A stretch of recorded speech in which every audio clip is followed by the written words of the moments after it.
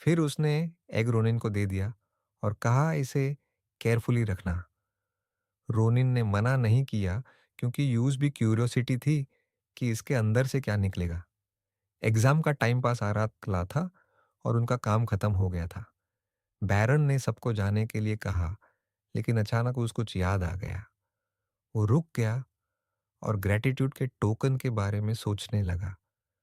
मारपीस उसके शोल्डर पर पैर पटकने लगी जैसे यूज कोई आइडिया आ गया हो।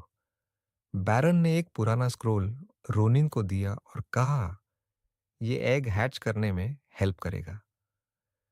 रोनिन बेविल्डर्ड लग रहा था, जबकि अजेले सरप्राइज में आंखें फैलाकर देख रही थी। कुछ वक्त बाद सीन एक ग्रैंड सिटी पर शिफ्ट हुआ जहां जायंट बिल्डिंग्स और स्पार्कलिंग डोम्स सनलाइट में चमक रहे थे। फिर फोकस गया गलारियन फोर्ट्रेस के मेन बिल्डिंग पर जो प्रैक्टिकल एग्जाम वेन्यू था। यहाँ ही टैलेंटेड कैंडिडेट्स अपनी एबिलिटीज डेमोन्स्ट्रेट करने वाले थे। वेटिंग रूम कैंडिडेट्स की आवाज़ों से भरा हुआ था। सब मार्शल आर्ट्स एग्जाम के लिए टेंस और एक्साइटेड थे। एक वाइट हेयर्ड लड़का प्रेयर कर रहा था, जबकि एक ब्राउन हेयर्ड अपना वेपन इंस्पेक्ट कर रहा था। तब इन्विजिलेटर की आवाज़ गूंजी, कैंडिडेट नंबर 111 ने अपना टेस्ट कंप्लीट कर लिया है। Candidate number 112 please examination room में आए। सिल्वर हेड यंग मैन खड़ा हुआ और रूम में एंटर कर गया। डोर धीरे से खुला और डार्जलिंग लाइट नजर आई। कैंडिडेट अंदर चला गया। रोनिन हल्का सा फ्लिंच हुआ। नंबर 112 अंदर जा चुका था, मतलब अब उसकी बारी आने वाली थी। वो चेयर पर पीछे झुककर सिग लेने लगा। कितना लंबा वेट है? मैरिया उसके पास बैठी थी। रोनिन ने पूछा, तुम्हें भी बोरिंग लग रहा है ना? मैरिया स्माइल करते हुए बोली, वेटिंग भी बैटल का आधा हिस्सा होता है। जब रोनिन ने उसकी मिलिट्री यूनिफॉर्म के बारे में पूछा तो उसने एक्सप्लेन किया कि फेलोन एकेडमी एलीट लोगों की जगह है और यहाँ इम्प्रेशन बनाना पड़ता है। वो मिसचीवसली विंक करते हुए बोली, शायद मुझे पावरफुल लोगों से डील करना पड़े।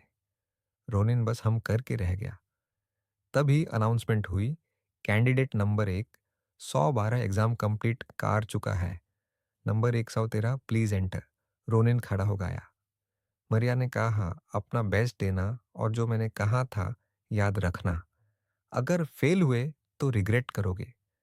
रोनिन फोर्स्ड लाफ के साथ बोला, थैंक्स फॉर द एनकरेजमेंट। फिर वो डैजलिंग डोर की तरफ चल दिया और पीछे मुड़कर सिर्फ इतना बोला, बाद में मिलते हैं। लाइट ने उसे निगल लिया। अंदर एंशियंट स्टोन वॉल्स पर गोल्डन यूनिकॉर्न एम्ब्लेम्स वाले बैनर्स लटक रहे थे। रोनिन की हर स्टेप कोल्ड फ्लोर पर गूंज रही थी।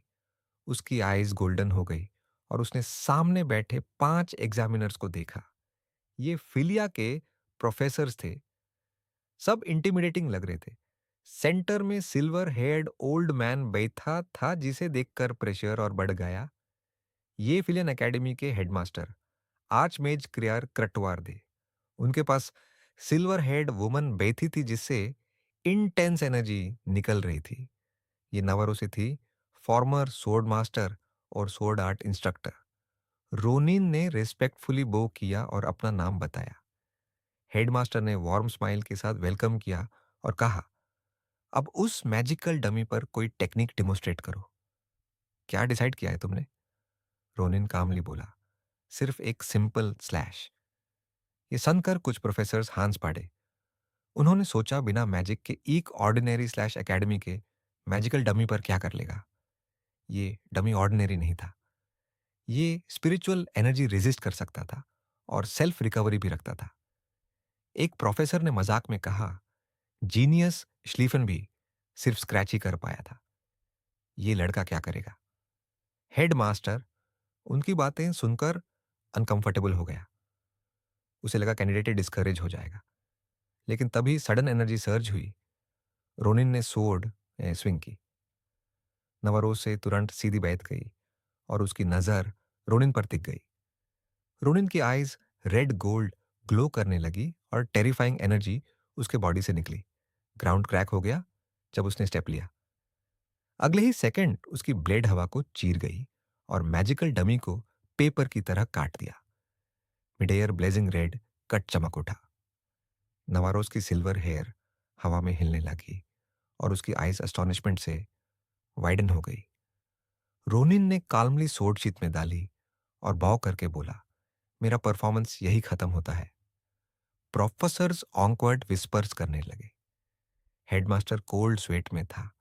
उसने ऐसी पावर एक्सपेक्ट नहीं की थी। तभी थड की आवाज आई। नवारोसे ने टेबल पर पैर मारा और लाइटनिंग की तरह अपनी सीट से उठ गई। उसकी आइज फायर की तरह जाल रही थी। वो सीधा रोनिन के सामने पहुंची और सोड अटैक कर दिया। रोनिन बस बोला, गुड हेवंस, आपने तो डरा दिया। नवरोस ने स्वॉट उसके सामने रोककर पूछा, तुमने ये स्वॉट टेक्निक कहां से सीखी? रोनिन कंफ्यूज था। उसने पूछा, पहले आप कौन हैं जो मुझे अटैक कर रही हैं? नवरोसे ने इग्नोर कर दिया और सोड उसकी नेक पर रख दी। फिर उसने वही मूवमेंट रिक्रिएट की जो रोनिन ने यूज की थी। ब्लिंक ऑफ एन आई में उसने 3 सोड स्ट्राइक्स परफॉर्म कर दिए। रोनिन शॉक में रह गया। तब उसे समझ आया कि नवरोसे ने उसकी ट्रिक पकड़ ली है। उसने जानबूझकर फाइनल स्ट्राइक स्लो की थी ताकि सब देख सके। हेडमास्टर ने उसे एरोगेंट कहा और पूछा, क्या तुम भूल गए हो कि कहाँ खड़े हो? रोनिन कोल्ड स्वेट में आ गया और जल्दी से एक्सक्यूज देने लगा कि उसने स्वॉर्ड को डैमेज से बचाने के लिए ऐसा किया था। लेकिन नवरोज की किलिंग इंटेंट देखकर यूज समझ आ गया कि कोई एक्सप्लेनेशन काम नहीं करेगा। स्वॉर्ड मास्टर ने ब्लेड ड्रॉ की और ग्राउल करते हुए बोली, मैं तुम्हारा फेस याद रखूंगी। मैं पर्सनली तुम्हें लेसन सिखाऊंगी। हेडमास्टर सरप्राइज में सोचने लगा कि शायद नवरोज ने इनडायरेक्टली रोनिन को स्टूडेंट एक्सेप्ट कर लिया है। एटमॉस्फेयर को काम करते हुए हेडमास्टर ने फाइनल क्वेश्चन पूछा, रोनिन, तुम फेलियन में क्या सीखने आए हो? रोनिन कुछ देर साइलेंट रहा।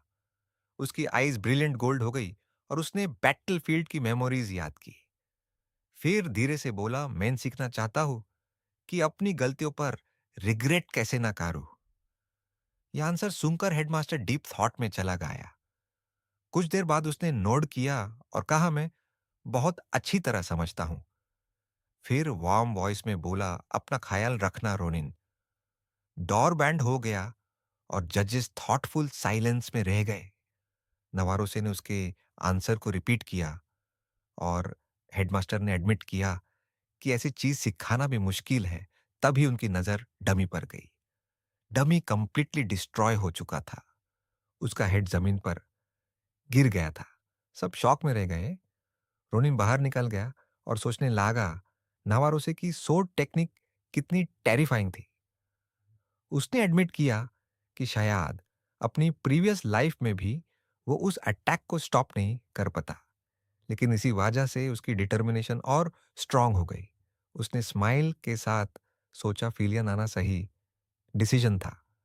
अब सिर्फ रिटन एग्जाम बाकी था और उसने पिछले 1 मंथ बहुत पढ़ाई की थी, लेकिन रियलिटी कुछ और थी। रिटन एग्जाम के बाद रोनिन डिस्पेयर में बैठा था। पता चला उसने सिर्फ एक ही बुक पढ़ी थी और पूरा बैग भूल गया था। आजले रो पाड़ी और खुद को ब्लेम करने लगी। मरिया बस फोर्स्ड लाफ कर सकी और बोली, तुम दोनों सच में परफेक्ट पेयर हो। कुछ देर बाद एकेडमी में जायंट मैजिक सर्कल ग्लो हुआ और रिजल्ट्स अनाउंस होने लगे। स्टोन टैबलेट हवा में अपीयर हुई। अजेले और मरिया दोनों हाई रैंक्स के साथ पास हो गई। अजेले ने रिटन एग्जाम में टॉप भी कर लिया। दोनों खुशी से सेलिब्रेट करने लगी। फिर मरिया ने पूछा, रोनिन तुम्हारा रैंक क्या है? रोनिन स्टोन की तरह खड़ा था। उसकी आईज डिस्पेयर से भरी हुई थी। धीरे से बोला, मेरा नाम लिस्ट में नहीं है। मारिया और एजिल दोनों हॉरर में चिल्लाई। इसी बीच fireworks and giant phoenix display शुरू हो गया और तब स्काई में एक इंस्क्रिप्शन चमकी, martial arts department runner up Ronin, first in practical and 5712वें में थ्योरी। तीनों शॉक में जम गए। अगले ही सेकंड मारिया और एजेल ने उसे हग कर लिया और सेलिब्रेट करने लगी। लेकिन रोनिन के माइंड में एक और थॉट आया। अगर मैं प्रैक्टिकल में फर्स्ट हूं, तो श्लेफन मुझसे हार गया और उसके टेम्परेमेंट को जानकर वो खुश नहीं होगा।